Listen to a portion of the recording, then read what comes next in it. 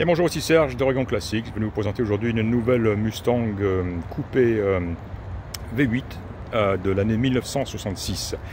Voilà, une Mustang que qu'on me propose. Un gars sur Portland qui me connaît et qui sait que je suis à la recherche de Mustang m'a contacté pour me proposer celle-ci qu'il vient d'acquérir. Alors, voilà, une combinaison de couleurs intéressante, rare, que je n'avais encore jamais vue, puisque elle est, et je viens de décoder la data plate, elle est dans sa configuration d'origine, c'est-à-dire un extérieur qui s'appelle Vintage Burgundy métallique, c'est une peinture couleur bordeaux métallisée, et un intérieur rouge foncé un petit peu aussi, qui est aussi d'origine. Alors ça s'appelle Crinkle Red and Violet Red, quelque chose comme ça. Mais voilà, quoi. Donc à l'intérieur, c'est pas rouge vif, c'est rouge un peu bordeaux. Le volant est rouge aussi, les panneaux de porte sont rouges aussi. Donc voilà, une combinaison de couleurs différente, intéressante, mais qui est d'origine, on va dire, qui est dans le joli vert. Alors, le gars, il n'en sait pas grand-chose de cette voiture. Elle a été vendue par une dame dans l'État de Washington. La femme donc d'un monsieur qui est décédé maintenant et qui a restauré cette voiture il y a grand nombre d'années. On ne sait pas combien de temps exactement. Elle savait même pas qu'elle avait cette voiture en fait. Elle était enfouie sous une tonne de bâches et voilà, en gros là, pour la petite histoire, on va dire.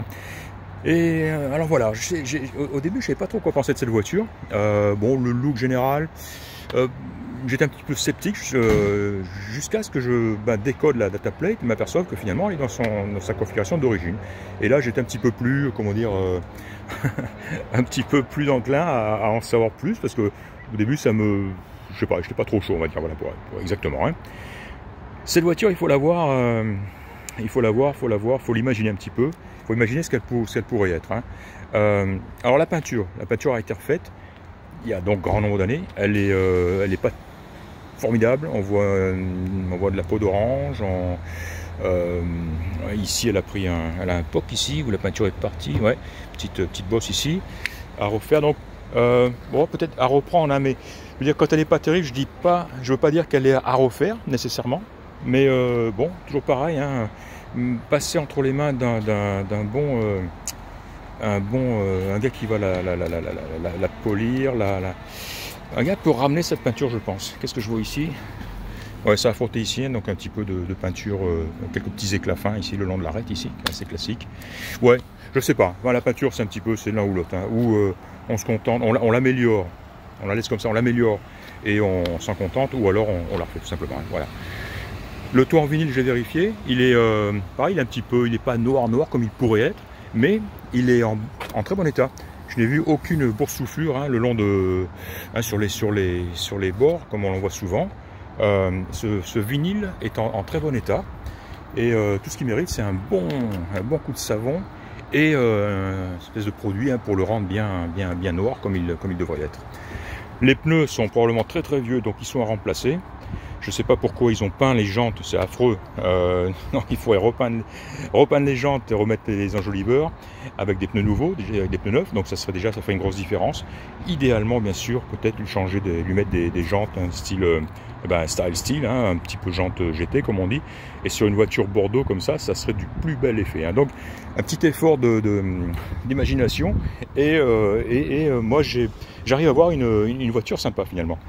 Alors ce qui m'a plu sur cette voiture, c'est son état général, son état mécanique, etc. Son état de fonctionnement. Je me suis couché en dessous, les dessous sont propres, sont beaux, solides. Et ce qui m'a surpris, c'est par exemple le pont arrière, il est nickel, il est sec, il est propre et sec. Pour une voiture qui a été abandonnée pendant des années, c'est un peu surprenant. Et de la même manière, tous les éléments du train avant sont aussi, alors on n'y voit pas de boue, on n'y voit pas d'amalgame de graisse, etc. Ils sont propres comme s'ils avaient été remplacés récemment, ce qui n'est pas le cas, on le sait quoi. Ils sont là depuis au moins 15-20 ans, peut-être plus. Et j'ai trouvé ça vraiment, surprenant. C'est très joli en tout cas. Compartiment moteur, pareil, Voilà, hein, la façade ici avant, c'est joli, c'est pas abîmé. Souvent quand une voiture a pris un choc ou on le voit ici un petit peu, hein, on le voit ici aussi hein, sur les intérieurs d'elle, hein, là par exemple, hein, là où le Mérovine est estampillé, c'est joli, hein, c'est joli, c'est droit, c'est sain. Aucune trace de roue dans le compartiment moteur, notamment côté batterie, hein, à l'arrière de la batterie où c'est assez commun, c'est hyper solide. Hein. Moteur semble être d'origine. Tiens, on voit la petite plaque d'identification là sur la petite d'admission aussi. Hein, donc carburateur de corps d'origine, direction assistée. Tout ceci semble vraiment d'origine. Le compteur affiche 0,8, hein, il affiche 8123 miles, hein, donc 0,823. Difficile. Donc on assume que la voiture a 108 123 miles. Honnêtement, en regardant les détails dont j'ai parlé, plus ceux de l'intérieur, hein, ce tableau de bord, la casquette tableau de bord, le ciel de toit, le volant, la manière dont les vitres montent et descendent, on pourrait se demander si elle n'a pas 8000 miles. Et ça sent l'affirmer du tout, hein, parce que de notre côté, on sait que la voiture a été repeinte, donc pourquoi quelqu'un aurait repeint cette voiture alors qu'elle n'aurait que 8000 miles, hein. Donc vraiment c'est une... Là, il n'y a rien de sûr du tout, hein. Je vais d'ailleurs assumer que la voiture a 108 000 miles et non 8000 miles. Hein. Ce que je veux dire par là, c'est que, à la limite, quand on voit la voiture, on pourrait le croire. Voilà. La transmission a été refaite récemment, au mois de juin, très récemment, et il y a un certificat de garantie dans la boîte à gants. Voilà, transmission, alors j'ai trouvé, elle marche bien, j'ai trouvé simplement qu'elle était un petit peu longue, ce qui est bien et moins bien. Ce qui est bien dans le sens où cette voiture sur route ouverte, sur autoroute, la troisième vitesse va passer à environ 50 miles, et là le régime moteur va descendre et vous pouvez donc rouler sur route ouverte dans le plus grand confort et à bas régime. Par contre, quand on est en ville, le moteur a tendance un petit peu à ronfler un petit peu. Voilà, jusqu'à ce qu'on atteigne cette vitesse de 50 miles. La troisième passe à 50, mais normalement, généralement, la troisième passe avant ça. Elle passe plus autour des 35-40. Hein. Donc c'est peut-être comme ça qu'ils ont peut-être fait, exprès, hein, étager la boîte de cette manière. Ou alors le pont arrière est particulier, je sais pas, difficile à dire. En tout cas, la transmission a été refaite récemment. Voilà, intéressant. Alors j'ai dit au gars, honnêtement, celle-là, je sais pas. Il m'a donné un prix.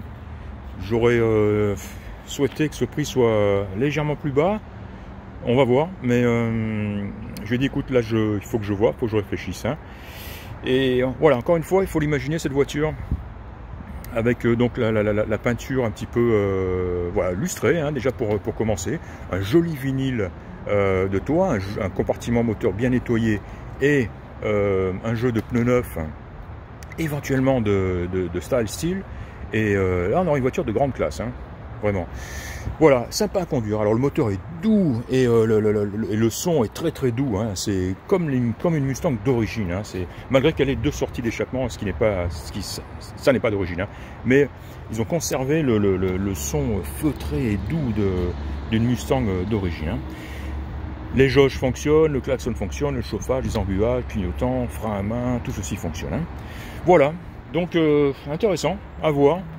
Je vais continuer mon inspection, je vais en prendre pas mal de photos, et puis voilà. Et puis en fait je vais m'intéresser à ce modèle 71. Voilà, c'était Serge, Aragon Classics, et je vous dis à très bientôt. Au revoir.